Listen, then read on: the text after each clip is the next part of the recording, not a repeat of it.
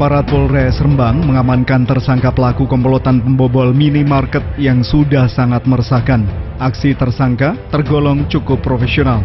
Dua tersangka pelaku pencuri spesialis minimarket masing-masing berinisial HR, 31 tahun, warga Kecamatan Sluke, Rembang, dan BAP, 24 tahun, warga Kabupaten Kudus.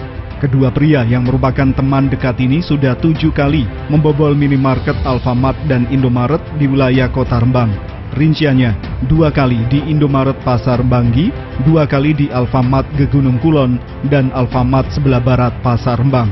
Modusnya mencongkel atap dan menjebol plafon, kemudian merusak pintu bagian dalam.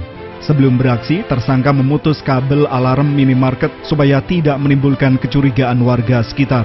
Selain itu, tersangka mengenakan penutup muka guna menghindari rekaman kamera pengintai CCTV yang ternyata juga tidak berfungsi normal.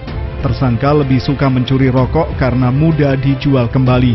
Selain rokok, tersangka menggasak pampers dan susu bayi.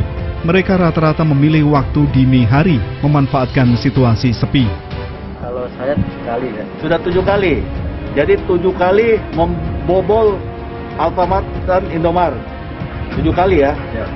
Perannya Anda pada saat melakukan pembobolan toko itu apa? Sebagai apa? Yang masuk ke dalam toko dan. Yang masuk ke dalam toko. Kemudian yang menunggu di luar siapa? Kamu yang menunggu di luar. Cara masuk ke dalam toko itu kalau lantai 2, naik manjat, jebol pintu. Kalau lantai 1, lewat atap. Kenapa tersangka bisa tertangkap? Awalnya, setelah berhasil membobol Indomaret di pinggir jalur Pantura Desa Pasar Banggi, Rembang, pada bulan Agustus lalu, karyawan minimarket merasa geram. Apalagi nilai kerugian akibat pencurian kala itu ditaksir mencapai 25 juta rupiah.